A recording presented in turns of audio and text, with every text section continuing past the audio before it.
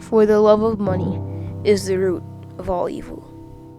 It was King George V's jealousy of Tsar Nicholas II of Russia's wealth that led to the Bolshevik Revolution. Of course, it was the Rothschild hand that sparked the Communist Revolution in 1917, and ultimately the murder of the Tsar in 1918. They murdered the Tsar and his family and took his gold, which was sent to Paris and to Kuhn Loeb Company in New York and the other Rothschild offices, London and so forth. Eustace Mullins explains the satanic hand behind the Bolshevik Revolution. It would have been too obvious if the Rothschilds of London were sending all their money over to Russia to help the communists, so they did it through their favorite patsy, which is the American government. They even formed a special firm on Wall Street in 1916 to finance the Communist Revolution in Russia, which was called American International Corporation. And its directors were Percy Rockefeller, the richest men in the United States, including a financier named George Herbert Walker, who just happened to be the grandfather of George Bush, our president. We have before us the opportunity to forge for ourselves and for future generations a new world order. Do you think for 1 second Vladimir Putin has forgotten the satanic hand in that history? After all, it's well established who these people worship. They were moneylenders to begin with in Austria, and they became, which they are now, the richest family in the world. They are not considered humans by the occult world. They're considered gods. They believe that gods, sons and daughters of Lucifer, dwell in these human bodies. And when the humans die, the Rothschilds die, they go into the next Rothschild born. And they're not to be treated as men, they're to be treated as gods. And believe me, they are treated as gods. Their word is absolute law. And at this point, it's equally well established who Vladimir Putin worships. Christianity has retaken Russia by storm under the leadership of Vladimir Putin, who in a speech just a few years ago said that in the West, politics treats a family with many children as equal to a homosexual partnership. Faith in God, he says, is equal to faith in Satan. And again, do you think for 1 second Putin has forgotten the satanic hand behind the Bolshevik Revolution? I bring it up because it seems Linda Rothschild has become unhinged, as our friend Liz Crokin put it, trashing President Trump, calling the president an idiot. One wonders what she would have made of a Hillary Clinton presidency. Oh, wait, she was one of the strongest supporters of Hillary Clinton, holding multiple $100,000 per plate fundraisers for the witch. You see, it's become very clear at this point that what's happening globally is not just a clash of politics or ideologies, it's a clash of spiritual beliefs. It is, at its heart, spiritual warfare.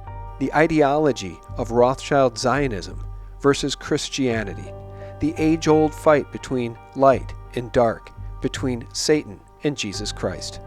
And the pedophiles that are rampant in Washington, D.C., in Saudi Arabia, and around the world in places like the city of London are not lost on Vladimir Putin. In fact, in that same speech he said, and I quote, "The excesses and exaggerations of political correctness in these countries indeed leads to serious consideration for the legitimization of parties that promote the propaganda of pedophilia."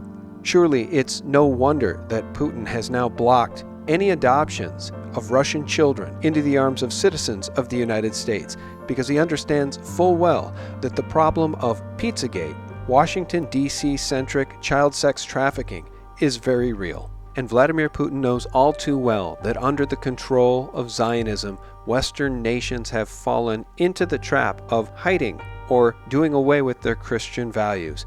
And he says, and I quote, "Christian holidays and celebrations are abolished or neutrally renamed as if one were ashamed of these Christian holidays. With this method, one hides away the deeper moral value of these celebrations." And most importantly, Putin notes, without the moral values that are rooted in Christianity and other world religions, without rules and moral values which have been formed and have been developed over millennia, people will inevitably lose their human dignity. And we think it is right and natural to defend and preserve these moral Christian values.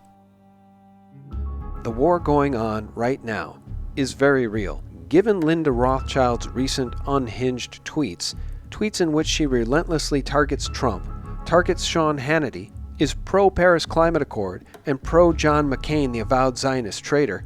This post from QAnon is particularly interesting. Q writes, "Distress call to others will do your family no good at this stage. We know where you, the family, are at all times and can hear you breathing."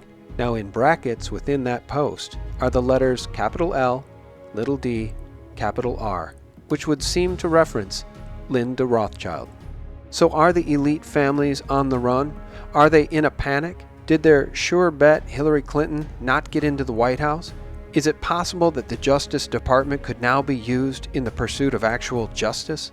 Well, given the Bush and Clinton Rothschild puppet families' dwindling power, it most certainly must be a concern to people like Debbie Wasserman Schultz and John and Tony Podesta, because as Putin well knows, the pedophilia ring in Washington, D.C. suggests that those very same people are involved. And according to this article by the Muslim Issue, which I mentioned in my last video, it has been an open secret in Washington that the State Department has been extremely sensitive to criticism of its actions regarding Saudi Arabia and its princes. There has been an unusual amount of personal turnover at the Saudi Arabian desk, where officials showing the slightest tendency toward ethics and morality are either transferred or terminated to make an example to others. And what you need to know about this article is that it was written in 2016. So why the State Department sensitivity?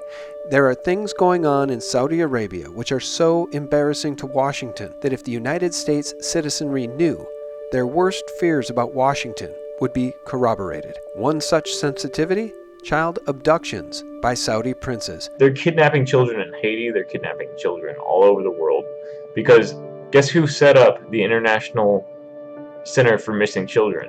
Bill fucking Clinton. Saudi royals are famous for clandestine purchasing of large number of child sex slaves in the world. Earlier, these slaves were procured from Africa and poor Asian countries. However, with the current inflow of oil wealth, Saudi princes have extended their slave purchases all over the world. Oil wealth has enabled them to become more selective and specialized in child sex slave purchases in the high-end European and North American market. Let that sink in. The realtor found a handkerchief. I think it has a map that seems pizza related. So this is one of the very strange emails that appears to be coded and which first got us curious about what on earth they were talking about. And it's from Susan Sandler to John Podesta. And you can see the WikiLeaks email number at the bottom there, so you can go and look it up if you want. Do you think I'll do better playing dominoes on cheese than on pasta? Another email sent from someone from the Sandler Foundation to John Podesta in the WikiLeaks email 50332. So again, this appears to be some kind of code. I mean, would you ever say anything like this to anyone you know? Given all that's happening right now, globally, and in the United States specifically, the breadcrumbs are leading us to believe that the war against pedophilia, the war against the Clintons, the Bushes, the Rockefellers, and the Rothschilds is very real, and that Vladimir Putin and Donald Trump know exactly who the real enemy is. Thanks for watching, and for real news 24/7, visit us at sgtreport.com. Podesta's lawyer wasn't trying to inform us of anything, but to threaten us, to shut down our reporting on his client. One lawyer we talked to earlier today said the Podesta people have used this tactic with others before. It's common. It's an effort to use fear to control press coverage. We're not intimidated.